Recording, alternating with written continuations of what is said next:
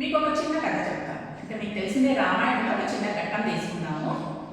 రామాయణంలో మారీచుడు మారువేషంలో వచ్చినప్పుడు రాముడు మారీచుడిని వెంబడించడానికి వెళ్ళినప్పుడు సీతాదేవి లక్ష్మణుడిని పంపించింది కదా. పంపించినప్పుడు సీతాదేవి దగ్గరికి మారువేషంలో ఎవరు వచ్చారు చెప్పండి? ఎస్, రావణాసురుడు వచ్చాడు. రావణాసురుడు ఏ రూపంలో వచ్చాడు? సాధువు రూపంలో వచ్చాడు. సాధు రూపంలో వచ్చి ఏం చేశాడు అక్కడ చెప్పండి? భవతి భిక్షాందేహి అని ఆమెను అడిగాడు. అంటే ఆమె ఏమనొచ్చు? ఆమె ఆపద రావచ్చేమో అనుకుని భిక్షను నేను ఇప్పుడు భిక్ష వేయను వెళ్ళిపో అని చెప్పచ్చు. కానీ అలా చెప్పలేదు. ఆమె భిక్ష తీసుకుని వచ్చింది. కానీ అక్కడ లక్ష్మణుడు 3 గీతలు తీసెళ్ళాడు. ఆయన ఏమన్నాడు? బయటకు వచ్చి వెయ్యు అంటే నేను రాలేను, నేను లోపలే ఉంటానంటే లేదు, నువ్వు ఒకవేళ వేయకపోతే నేను వెళ్ళిపోతానన్నాడు. అలా వెళ్ళడం, భిక్షకుడు వచ్చి భిక్ష తీసుకుంటూ వెళ్ళడం ఒక అవమానంగా అపరాధంగా భావించేవాళ్ళు పూర్వకాలంలో. అంటే భిక్ష అనే పదానికి, భిక్ష అనే వృత్తికి అంత పరమ పవిత్రత ఉండేది. ఇప్పటి కాలంలో ఏమంటున్నారు? ఎవరన్నా పొద్దున్నొచ్చి భిక్ష అమ్మ అని అడగాడు.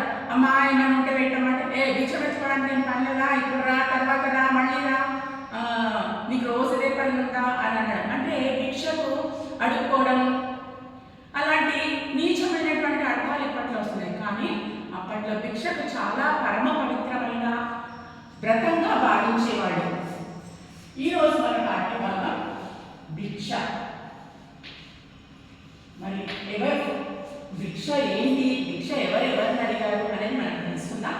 ఈ ప్రస్తుత పాఠ్యభాగమైనటువంటి భిక్షను రచించిన కవి శ్రీనాథుడు. శ్రీనాథుడు చాలా గొప్ప కవి. ఇతనికి కనకాభిషేకం జరిగింది, కవి సార్వభౌమాన్ని బిరుదున్నది. తర్వాత శ్రీనాథుని యొక్క చాటు పద్యాలు ఒకటి చెప్పుకుందాం మనం. సిరిగలవానికి చెల్లును తరుణులు 16,000 దగ పెళ్ళాడన్ తిరుపమున నిద్దరాండ్ర పరమేశ గంగ విడుపు పార్వతి చాలు అని అన్నాడు. ఏ సందర్భంలో అంటే ఒకసారి రాయలసీమలో చాలా నీటి ఎద్దడి ఏర్పడింది. అంటే వర్షాలు, కరువు కాటకాలు వచ్చాయి. అప్పుడు ఏం కావాలి? వర్షాలు రావాలి, నీళ్లు కావాలి. అలా డైరెక్ట్గా నీళ్లు కావాలని దేవుణ్ణి అడగకుండా ఏమంటున్నాడంట? సిరి గలవానికి చెల్లును. సిరి అంటే సంపద, శ్రీ మహాలక్ష్మి. సిరి గలవానికి చెల్లును తరుణులు 16,000 దగ పెళ్ళాడను. అంటే డబ్బున్న వాడికి 16,000 మంది పెళ్ళాడినా పర్వాలేదు. అంటే శ్రీ మహావిష్ణువుకి డబ్బు ఉంది, లక్ష్మీదేవి తన దగ్గరే ఉంది కాబట్టి 16,000 మందిని పెళ్ళాడినా ఏం పర్వాలేదు. తిరుపమునకి ఇద్దరు అంటారు. తిరుపము అంటే ఏంటి? భిక్ష పెట్టుకునే వాడిని అంటారు. అయితే తిరుపమునకు ఇద్దరు ఆలు అంటే భార్య. నువ్వే బిచ్చమెత్తుకుంటావు, నీకు ఇద్దరు భార్యలు ఎందుకు? ఎవరు బిచ్చమెత్తుకునేవాడు? శివుడిని అంటున్నాడు అనమాట. శివుడు నీకు ఇద్దరు భార్యలు ఎందుకు? ఎవరున్నారు శివుడికి ఇద్దరు భార్యలు? పార్వతీదేవి, గంగాదేవి ఇద్దరు భార్యలు. తిరుపమునకి ఇద్దరు అంటూ నీకు ఇద్దరు భార్యలు ఎందుకు? పరమేశ, ఓ పరమేశ్వర, గంగ విడుపు పార్వతి చాలు. మా గంగాదేవిని ఇచ్చేసి నీకు పార్వతి ఒక జాలే అంటే, ఓ పరమేశ్వరుడా మాకు నీళ్ళు అని డైరెక్ట్గా అడగకుండా ఇలాంటి చాటు పద్యాలు అంటే చమత్కారంగా అప్పుడప్పుడు వాళ్ళ ఆశ రూపంలో వాళ్ళ నోట్లో ఉండొచ్చు. ఇలా చాటు పద్యాలు రాయడంలో చాలా మేటి శ్రీనాథుడు. సరే, అయితే ప్రస్తుత పాఠ్యభాగమైనటువంటి భిక్షను శ్రీనాథుడు రచించారు. మరి ఇక్కడ ఎవరికి ఏమైంది? మనం ఒక చిన్న పద్యం చెప్పుకున్నాం. మీకు అందరికీ తెలిసిన పద్యమే ఇది. సుమతి శతకం నుండి. తన కోపమే తన శత్రువు, తన శాంతమే తనకు రక్ష, దయ చుట్టంబవు, తన సంతోషమే స్వర్గము, తన దుఃఖమే నరకమండ్రు తథ్యమ సుమతి. ఇక్కడ ఏం చెప్తున్నాడు? శత్రువు, కోపము శత్రువు లాంటిది. చూడండి, మీరు కోపంలో ఏం మాట్లాడుతున్నారో, ఎవరిని ఏమంటున్నారో తెలియదు. అప్పుడు మనకు ఎలా మాట్లాడుతున్నామో, ఎవరిని ఏమంటున్నామో తెలియకపోతే ఏమవుతుందో మన శత్రువులు పెరిగిపోతారు. కాబట్టి తన కోపమే తన శత్రువు, తన శాంతమే తనకు రక్ష. నువ్వు ఎప్పుడు శాంతంగా ఉంటావో నీకు రక్షణగా ఉంటుంది. అంటే నీకు స్నేహితులు పెరుగుతారు, ఆప్తులు పెరుగుతారు, బంధువులు పెరుగుతారు. నువ్వు శాంతంగా మాట్లాడినప్పుడే, కోపంగా మాట్లాడినప్పుడు నీ దగ్గరికి ఎవరు రారు. కాబట్టి నువ్వు ఒంటరి వాడిపోయే అవకాశం ఉంది. కాబట్టి రక్షణగా ఉండేదేంటి మనకు? శాంత, దయ, చుట్టంబవు, దయ లాంటివి, శాంతము, దయ లాంటివి మనకు ఉండాలి. తన సంతోషమే స్వర్గము. మనం సంతోషంగా ఉంటే స్వర్గం అంటే ఏంటిది? ఎక్కడో స్వర్గలోకం ఎక్కడో లేదు, మన దగ్గరే ఉంది. మనం సంతోషంగా ఉన్నామంటే స్వర్గం. మనం ఇంట్లో అబ్బా స్వర్గంలో ఉన్నట్టుంది అంటే మనం స్వర్గంలో ఉన్నామా? ఆ క్షణంలో కాదు, సంతోషంగా ఉన్నామని అర్థం. తన దుఃఖమే నరకం అండ్రు. మనం ఎప్పుడైతే బాధపడతా ఉంటామో అప్పుడు దుఃఖంగా ఉన్నామని అర్థం.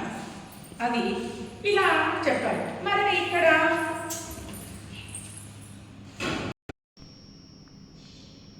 స్వర్గము, మనం సంతోషంగా ఉన్న దగ్గర స్వర్గం ఉంటుంది. మనం బాధపడుతుంటాం, జీవితం నరకంలా ఉందిరా అని అనుకుంటాం. ఎందుకు అనుకుంటాం? అక్కడ బాధపడుతూ ఉంటాం కాబట్టి నరకంలా ఉంది అని అనుకుంటాం. ఏంటి మేడం మీరు భిక్ష అంటారు, తన కోపం తన శత్రువు పద్యం చెప్తారు, దానికి సంబంధం ఏముంది అని అనుకుంటున్నారేమో. ఈ పాఠ భాగంలో వేదవ్యాసుడు ఎవరు? వేద విభజన చేసినటువంటి వాడు. ఎన్ని వేదాలు ఉన్నాయి నాన్న మనకి? 4 వేదం. ఋగ్వేదం, యజుర్వేదం, సామవేదం, అథర్వణ వేదం. ఒకసారి రాసుకుందా? ఋగ్వేదం, యజుర్వేదం,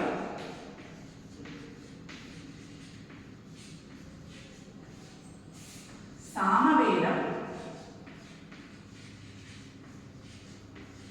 అథర్వణ వేదం.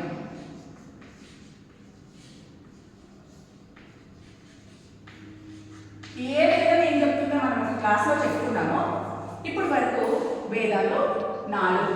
తర్వాత వేదాలు 4 కాకుండా మహాభారతాన్ని పంచమ వేదం అని కూడా అంటారు. అలాంటి మహాభారతాన్ని రచించినటువంటి వాడు, వేద విభజన చేసినటువంటి వాడు. వేదాలు విష్ణువు నిర్మించినటువంటి, అంటే వేదాలు బ్రహ్మ మొహం నుండి 4 మొహాల నుండి వచ్చిన 4 వేదాలను విభజించినటువంటి వాడు, అంత గొప్పవాడు.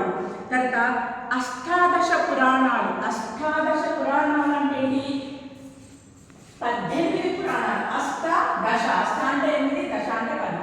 18 పురాణాలు.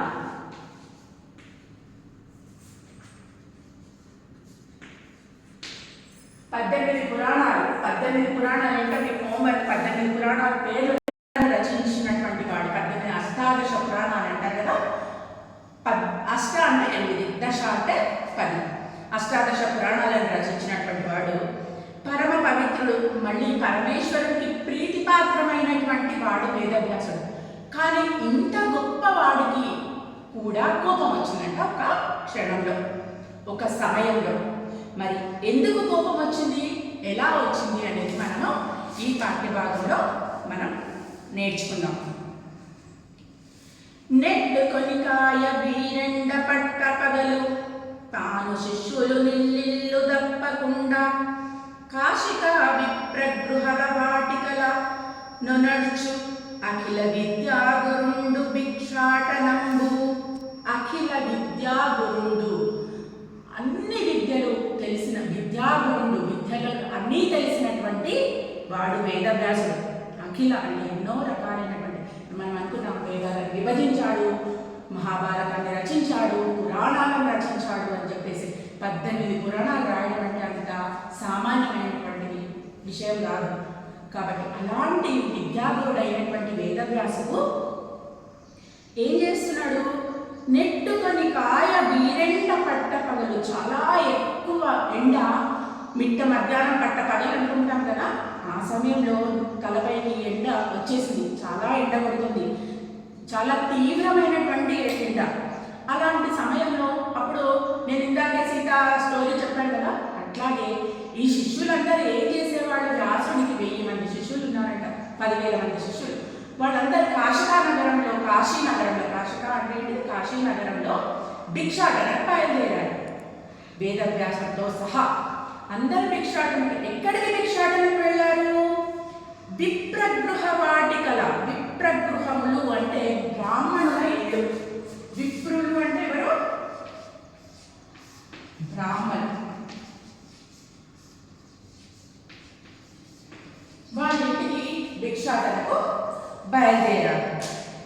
ఎప్పుడు ఉదయమే బయలుదేరాడు, కానీ ఎప్పుడు మధ్యాహ్నం అయిపోయింది. తాను శిష్యులు ఇల్లు తప్పకుండా, తాను అంటే వేదవ్యాసుడు తన యొక్క శిష్యులు ప్రతి ఇంటికి వెళ్తున్నారు, ఇల్లు కూడా వదలకుండా. ఏ ఇంట్లకు విప్రగృహ వాటికలకు ఒనర్చు వాళ్ళ ఇంటికి వెళ్ళి భిక్ష అడుగుతూ ఉన్నారు. దేనికి? భిక్షాటనంబు. ఒనర్చు భిక్షాటన కొరకు భిక్షం తీసుకోవడానికని వెళ్తున్నారు. ఇందాక చెప్తున్నాం, భిక్ష అనేది చాలా పరమ పవిత్రమైనటువంటి వ్రతం. ఎవరైనా భిక్షకుడు వచ్చి తన ఇంట్లో భిక్ష గ్రహించక ముందు ఆ ఇంట్లో ఎవరు భోజనం చేసేవాళ్ళు కాదు. భిక్షకుడు వచ్చి భిక్షకుడికి భిక్ష ఇచ్చిన తర్వాతే వాళ్ళ ఇంట్లో చిన్న పిల్లలైనా సరే అందరూ అప్పుడు భోజనం చేసేవాళ్ళు. ఒకవేళ ఎప్పుడైనా వాళ్ళ ఇంటికి భిక్షకుడు రాకపోతే ఆ ఇంట్లో అందరూ ఉపవాసం ఉండాల్సిందే తప్ప ఎవరు భోజనం చేసేవాళ్ళు. అంత పరమ పవిత్రంగా భావించే వాళ్ళు భిక్ష అనే వృత్తిని కానీ భిక్ష పెట్టడాన్ని కానీ అలా భావించారు. అలాంటిది కాశీనగరంలో వీళ్ళకి ఎవ్వరికీ భిక్ష దొరకలేదు. ఏమైందంట, ఒక్కొక్కరింటికి వెళ్తుంటే ఒక్కొక్కరు ఇలా సమాధానం చెప్తున్నారు. ఎలా సమాధానం చెప్తున్నారు? వండుచున్నారమను నొక్క వనజనేత్ర, తిరిగి రమ్మను నొక్కలే తీగబోడి, దేవకార్యంబు నేడను పెరచియోర్తు, ద్వాంకవాటంబు తెరవదు వనిత ఒకటి. ఒక్కొక్కరు ఒక సమాధానం చెప్తున్నారు. మధ్యాహ్నం అయిపోయింది, అందరూ ఒక్కొక్క ఇంటికి వెళ్తుంటే వండుచున్నారమను వనజనేత్ర, వనజము. వనజము అంటే వనంలో, జ అంటే పుట్టింది. ఏంటి? పద్మం. వనజము అంటే ఏంటిది? వనజ అంటే ఏంటి? పద్మం. నేత్ర, నేత్రము అంటే ఏంటిది? కళ్ళు.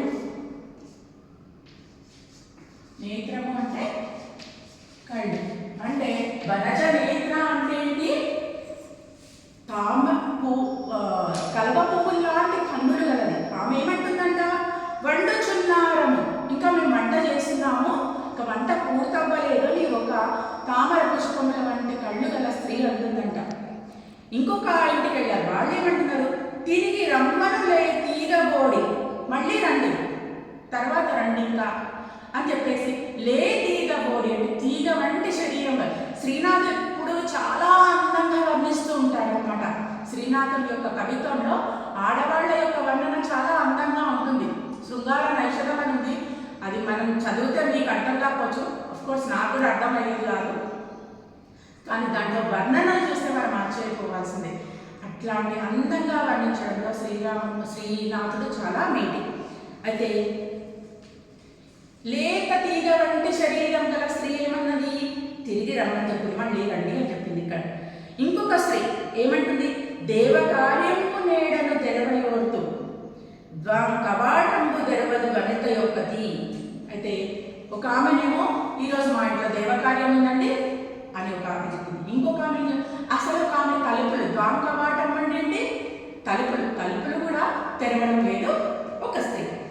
ఇలా జరిగింది ఆ రోజు. కానీ కాశీనగరంలో తెలుసా, భిక్షకులకు ఎంత గొప్పగా సత్కారం జరుగుతుందంటే ఈ పద్యంలో మనం చూద్దాం. ఎంత గొప్పగా వాళ్ళు సత్కారం చేసి భిక్షకులను ఆహ్వానించి భిక్ష పెడతారు. ముంగిట గోమయంబున ముఖము తీర్చి, కడలు 4 కర్ర ముగ్గు పెట్టి, అతిథి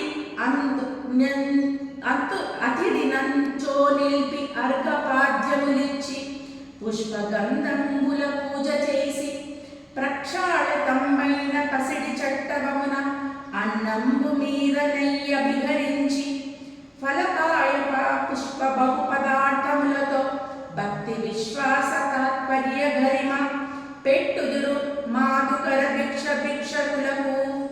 ఎలా అంటారు? ముంగిట గోమయంబున గోముఖము తీర్చి, వాకిట్లో మంచిగా ఆవు పేడతో కల్లాపు చల్లి మంచిగా అలిగి, దాంట్లో కడలు 4 ముగ్గు కర్ర పెట్టి 4 వైపులా గీతలు గీచి, మధ్యలో ఒక ముగ్గేసి 4 వైపులా గీతలు గీచి, దాంట్లో అతిథి అంటే అనుకోకుండా, అంటే నక్షత్రము, వారము, వర్జము అవన్నీ చూసుకోకుండా, చుట్టాలంటారు అనుకోండి, మనకు చెప్పొస్తుంటారు. కొంతమంది మనకు చెప్పి వార వర్జము ఇవన్నీ చూసుకోకుండా వస్తారు కదా, వాళ్ళని అతిథి అంటారు. ఇప్పుడు అతిథులు అనమాట. అతిథిని అందులో నిలిపి, అతన్ని ఆ ముగ్గులో నిలిపి అర్ఘ్యపాద్యములు ఇచ్చి, అర్ఘ్యపాద్యములు అంటే అర్ఘ్యము అంటే చేతులు, పాద్యం అంటే కాళ్ళు, అర్ఘ్యపాద్యములు ఇచ్చి అంటే చేతులను కాళ్ళను కడిగి అర్ఘ్యపాద్యములు ఇచ్చి, పాద్యం అంటే నీరు, నీటితో కడిగి గంధ పుష్పముల పూజ చేసి, మళ్ళీ వాళ్ళకు ఆ పాదాలకు గంధము పుష్పాలు వేసి పూజ చేసి వాళ్ళను అప్పుడు ఇంట్లోకి తీసుకొచ్చేసి ప్రక్షాళకమైన పసిడి చట్టమున, ప్రక్షాళకమైన అంటే చక్కగా కడిగినటువంటి బంగారు పళ్ళెరంతో, పసిడి చట్టమున బంగారు పళ్ళెరంలో అన్నము మీద నెయ్యి అభికరించి అన్నం పెట్టి దాంట్లో రకరకాలైనటువంటి ఏంటిది ఫల పాయస పూప, ఫలాలు, పాయసము, పప్పు, కూరగాయలు లాంటివన్నీ పెట్టి అన్నం పెట్టి దానిపైన నెయ్యి అభికరించి, నెయ్యి వేయకుండా అన్నము పెట్టడం అనేది సరైన విషయం కాదు. తప్పకుండా అన్నీ పెట్టిన తర్వాత అన్నం పైన నెయ్యి వేసిన తర్వాతనే భోజనం అనేది చేస్తారు. అట్లా నెయ్యి వేసి బహు పదార్థములతో, ఎన్నో రకాలైనటువంటి పదార్థములతో, ఇంకా ప్రేమతో, భక్తి విశ్వాస తాత్పర్య గరిమ, భక్తి ప్రేమ ఆప్యాయతతో ఎవరో వచ్చింది కదా వీడికి అన్నం పెట్టాలి కదా అన్న ఉద్దేశంతో కాకుండా వాళ్ళని అంత మర్యాదగా ఆ ముగ్గులో నిల్చోబెట్టి వాళ్ళ పాదాలను ప్రక్షాళితం చేసి వాళ్ళని పూజించి ఇంట్లోకి తీసుకెళ్ళి కూర్చోబెట్టి వాళ్ళకు ఒక మంచి పీఠం వేసి దానిపైన కూర్చోబెట్టి మంచి పళ్ళెరంలో రకరకాలైనటువంటి పదార్థములతో అన్నం పెట్టేవాళ్ళు పెట్టుదురు. మాధుకర భిక్ష భిక్షకులకు, మాధుకర భిక్ష అంటే ఏంటి? తేనెలో ఉన్నటువంటి మాధుర్యాన్ని ఎట్లాగైతే తీస్తే ఎంత బాగుంటుందో అట్లాంటి మాధుర్యమైనటువంటి పదార్థాలతో భిక్ష పెడుతూ ఉండేవాళ్ళు. ఇంత భిక్షకులకు ఇంత సన్మానంగా భిక్ష పెట్టేటటువంటి ఆకాశీ నగరంలో వాళ్ళకి ఏం జరిగింది? ఆ రోజు మాత్రం మధ్యాహ్నమైంది, పట్టపగలైంది. తనకే కాదు తన శిష్యులకు ఎవరికి కూడా భిక్ష అనేది లభించలేదట. ఇలా ఒక్కొక్క సమాధానం చెప్తున్నారు. ఒకరేమో వంటగారని అంటున్నారు, ఒకరేమో రేపురా అంటున్నారు, ఒకరేమో మా ఇంట్లో దేవకార్యం ఉందంటున్నారు, ఇంకొకరేమో తలుపులే తీయట్లేదు. ఇది ఏం జరిగిందో మళ్ళీ రేపటి పాఠంలో అది నేర్చుకుందాం మనం. ఈరోజు మనకు దీంట్లో కొన్ని పదాలు వచ్చాయి కదా, ఏమని? వనజ నేత్రి, లే తీగ బోడి, తర్వాత లాంటి పదాలు వచ్చాయి. మరి ఇవి ఏ సమాసానికి చెందినవో మనం చూద్దాం. మీకు సమాసాల గురించి తెలుసు, అయినా మనం సమాసం గురించి ఒక్కసారి చూద్దాం. సమాసం అంటే ఏంటి? మీకు ఉన్నటువంటి 3 సమాసాలు: ద్వంద్వ సమాసం, ద్విగు సమాసం, బహువ్రీహి సమాసం. మనం ద్వంద్వ సమాసం, ద్విగు సమాసం గురించి ముందే ఉన్నాము. ఈరోజు బహువ్రీహి సమాసం గురించి తెలుసుకుంటాము. దాంతోపాటు సమాసం అంటే ఏంటో మనం ఒకసారి పునర్విమర్శ చేసుకొని ముందుకు వెళ్తాం. సమాసాలు ఏమి ఉన్నాయి అనుకున్నామేమో? ద్వంద్వ సమాసము, ద్విగు సమాసము, బహువ్రీహి సమాసం అనే సమాసాలు ఉన్నాయి. సమాసం అంటే ఏంటి? అర్థవంతమైన 2 పదాల కలిసి ఏక పదంగా ఏర్పడితే దాన్ని సమాసం అంటారు. అర్థవంతమైన పదాలు ఉండాలి. ఆ అర్థవంతమైన పదాలు ఎన్ని ఉండాలి? 2 ఉండాలి. ఆ 2 కూడా వేరు అర్థాలు ఉండాలి. మళ్ళీ ఒకే అర్థమైనటువంటి పదాలు ఉండకూడదు. 2 వేరు అర్థవంతమైన 2 పదాలు కలిసి ఒక పదంగా ఏర్పడితే దాన్ని ద్వంద్వ సమాసం, దాన్ని సమాసం అంటారు. ఇప్పుడు ఉదాహరణకు మనం చెప్తున్నాం తల్లిదండ్రులు, దాంట్లో 2 పదాలు ఉన్నాయి కదా, తల్లి ఉంది, తండ్రి ఉంది. మళ్ళీ 2 అర్థవంతమైన పదాలు, ఆ 2 కలిసి తల్లిదండ్రులు అనేది ఏర్పడింది. అట్లా 2 పదాలు కలిసి ఏర్పడితే దాంట్లో తల్లి తెలుసు. దాంట్లో సమాసంలో మనము 2 పదాలు అనుకున్నాం కదా, ఆ 2 పదాలను ఏమంటారు? ఒకటి పూర్వపదం, రెండవది ఉత్తర పదం. పూర్వపదం అంటే ఏంటి? సమాసంలో ఉన్నటువంటి మొదటి పదం ఏదైతే ఉందో దాన్ని పూర్వపదం అని అంటారు. సమాసంలోని రెండవ పదం ఏదైతే ఉందో దాన్ని ఉత్తర పదం అని అంటారు. దాంట్లో 2 పదాలు ఏమంటారు? పూర్వపదం, రెండవది ఉత్తర పదం. మనం ముందే నేర్చుకున్న ద్వంద్వ సమాసం అంటే ఏంటి? ద్వంద్వ సమాసం మనము దాని యొక్క డెఫినేషన్కి వెళ్ళేటి ఉభయ పద అర్థ ప్రాధాన్యత కలది ద్వంద్వం. ఉభయ అంటే 2. మనం సమాసంలోనే 2 పదాలు ఉంటాయి, కానీ ఇక్కడ 2 పదాల అర్థాలకు చాలా ప్రాధాన్యత ఉంటుంది. ఎండ, వానలు. దీంట్లో ఎన్ని పదాలు ఉన్నాయి? ఎండ, వాన. అంటే ఎండకు ప్రాధాన్యత ఉంది, వానకు కూడా ప్రాధాన్యత ఉంది. కాబట్టి ఎండ వానలు, ఆశ నిరాశలు, ఆశ నిరాశలు, ఆశ మరియు నిరాశ. ఆశకు ప్రాధాన్యత ఉంది, నిరాశ కూడా ప్రాధాన్యత. అట్లా ఉభయ అంటే రెండు పదాలకు ప్రాధాన్యత ఉన్నది ద్వంద్వ సమాసం. ద్వంద్వ అంటే రెండు పదాలకు మళ్ళీ రెండు నామవాచకాలు అయి ఉండాలి. తర్వాత తల్లిదండ్రులు, నింగి నేలలు, ఇట్లాంటివన్నీ ద్వంద్వ సమాసానికి వస్తాయి.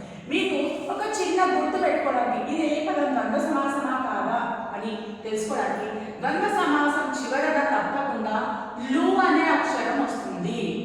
లు అనే అక్షరం వస్తే అది ద్వంద్వ సమాసం. ఇంకా వేరే వాటికి కూడా వస్తుంది లు అనేది, కానీ దానికి దీనికి తేడా మళ్ళీ ఇప్పుడు మీకు చెప్పినప్పుడు చెప్తే ఇప్పుడు దిగు సమాసంలో కూడా లు అనే అక్షరం వచ్చింది, కానీ అదేంటి దీనికి తేడా ఏంటి అనేది నేను చెప్తాను. ఇప్పుడు ద్వంద్వ సమాసం అంటే ఏమనుకున్నా రెండు పదాలకు ప్రాధాన్యత ఉంటుంది, అర్థాలకు ప్రాధాన్యత ఉంటుంది, చివరిగా లు అనేది వస్తుంది, తర్వాత రెండు నామవాచకాలు ఉండాలి. నెక్స్ట్ ద్విగు సమాసానికి వస్తే ద్విగు సమాసం ఏంటి? సంఖ్యావాచకం పూర్వపదంగా కలది ద్విగువు. మనం పూర్వపదం అన్నాం. పూర్వపదం అంటే ఏంటి? మొదటి పదం. సమాసంలోని మొదటి పదాన్ని పూర్వపదం అంటారు, రెండవ పదాన్ని ఉత్తరపదం అని అంటారు. అయితే ఈ పూర్వపదం ఏమై ఉండాలి ఇక్కడ? సంఖ్యావాచకం. అయితే నామవాచకం, నామవాచకాలలో చాలా పేర్లను తెలిపేది, పర్వతాల పేర్లను తెలిపేది, సంఖ్యలను తెలిపేది. అంటే 1, 2, 3 అనేవి కూడా పేర్లే కదా, కాబట్టి అవి సంఖ్యలు కాబట్టి సంఖ్యావాచకాలు అంటారు. సంఖ్యానామవాచకాలు, సంఖ్యావాచకాలు. అట్లా సంఖ్యావాచకం మొదటి పదంగా ఉంటే దాన్ని ద్విగు సమాసం అని అంటాం. ఇది మీరు అన్ని ముందు నేర్చుకున్నదే. నవరసాలు, నవ అనేది ఏంటి? సంఖ్య.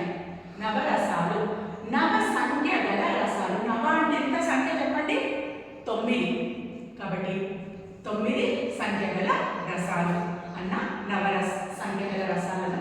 ఇలా విడదీయడాన్ని ఏమంటారంటే విగ్రహ వాక్యము అని అంటారు. ఇలా విడదీసి రాయడాన్ని విగ్రహ వాక్యం. మీకు ఎగ్జామ్లో ఒక్కొక్కసారి ఈ విగ్రహ వాక్యం నుంచి సమాస పదంగా కూర్చోండి అని కూడా అడుగుతారు. సమాసం నుంచి విగ్రహ వాక్యం అడగవచ్చు, ఆ పదం ఇచ్చేసి ఏ సమాసం అని అడగవచ్చు, ఈ సమాసానికి ఉదాహరణ ఏంటి అని ఇట్లా 4 రకాలుగా ప్రశ్నలు అడగవచ్చు. కాబట్టి మీరు ఎలా అడిగినా రాసే విధంగా ఉన్నారు. ఎలా ఉన్నది?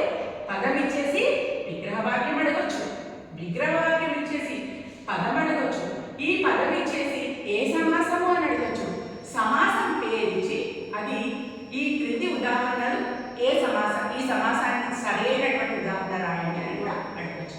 ఇట్లా నవరసాలు, దశావతారాలు. దశ అనేది సంఖ్య, సంఖ్య మొదటి పదంగా ఉంది కాబట్టి ఇది ద్విగు సమాసం. అయితే ఇక్కడ అన్ని లుములు వస్తున్నాయి ఇక్కడ, కానీ ఇక్కడ లుములు ఏమొస్తున్నాయి? 2 పదాలు ఉన్నాయి దాంట్లో, కానీ సంఖ్య అనేది లేదు.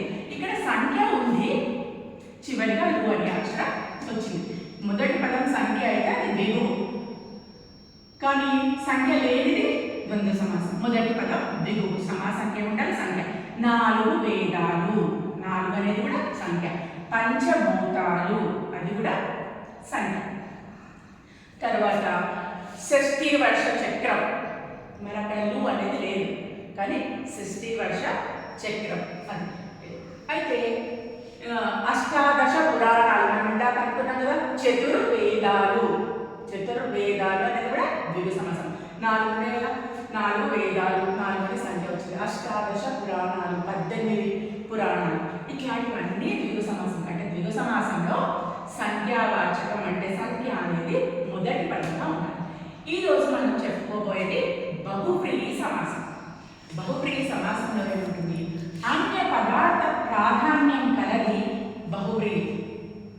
అంటే అన్య ఇతర అర్థానికి ప్రాధాన్యత, పదార్థ విడదీసండి పద అర్థ అంటే ఇతర పదానికి ప్రాధాన్యత ఉండే, అర్థానికి ప్రాధాన్యత ఉన్నది ఇప్పుడు బహుప్రీతి. ఇప్పుడు ఇక్కడ కూడా మీకు కొన్ని డౌట్స్ ఉన్నాయి. ఇప్పుడు 4 వేదాలు అన్నప్పుడు ఇక్కడ చతుర్ముఖుడు అనేది, చతుర్ అనేది కూడా సంఖ్యనే, కానీ ఇక్కడ చతుర్ముఖుడు అన్నప్పుడు 4 ముఖములు కలవాడు అనేసింది. అంటే విగ్రహవాక్యం రాస్తున్నప్పుడు కలవాడు, కలది అని వచ్చినప్పుడు తర్వాత ఇతడు చతుర్ముఖుడు అనేది వేరే అర్థానికి ప్రాధాన్యత ఏంటి? చతుర్ముఖుడు అంటే బ్రహ్మ మాత్రమే, కాబట్టి దానికి ప్రాధాన్యత ఉంది. కాబట్టి ఇక్కడ మరి ఇక్కడ సంఖ్య వచ్చింది కాబట్టి ఇది ద్విగు సమాసం అవ్వడానికి వీలేదు. సంఖ్యావాచకం పూర్వపదంగా ఉండి వేరే చతుర్ముఖుడు అనేది మాట అవ్వదు. అది మనం దాని గురించి ఇంకా డీటెయిల్గా తెలుసుకుందాం. ముందు చక్రపాణి. పాణి అంటే చేతులు. పాణి అంటే మనం అంటారు పాణి గ్రహణం. మీరు విన్నారు ఎక్కడన్నా? పాణి గ్రహణం అంటే ఏంటి? ఒకరి చేతిలో ఒకరి చేతిని తీసుకోవడం, పాణిని గ్రహించడం, చేతిలో తీసుకోవడం, పెళ్ళి. అయితే చక్రపాణి అంటే చక్రమును పాణి అందు కలవాడు. అంటే చక్రము చేతిలో కలవాడు ఎవరు చెప్పండి? విష్ణువు. విష్ణువుకి ఇక్కడ ప్రాధాన్యత ఉంది, వేరే అర్థానికి ప్రాధాన్యత ఉంది కాబట్టి ఇది బహువ్రీహి సమాసం. బహువ్రీహి సమాసం ఎప్పుడు చివరిగా కలవాడు, కలది అనేది వస్తుంది. ఇక్కడ వనజనేతి అంటే పద్మము వంటి కన్నులు కలది. నీలాంబరి నీల అంబరమును కట్టినటువంటిది. ముక్కంటి మూడు కన్నులు కలవాడు. మూడు కన్నులు కలవాడు శిష్యుడు. అట్లా శివుడు చతుర్ముఖుడు. చతుర్ముఖుడు అంటే 4 ముఖములు కలవాడు బ్రహ్మ.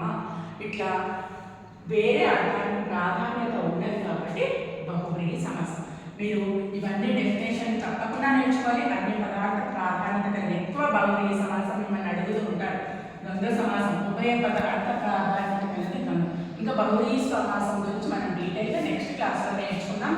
మీరు దీనికి కొన్ని ఉదాహరణలు రాసుకోనండి. నేను 2-3 ఉదాహరణలు ఇచ్చాను. మీరు ఒక 5-5 ఉదాహరణలు రాసుకోండి. ఈరోజుకి మనం ముగిద్దాం. ఇంకా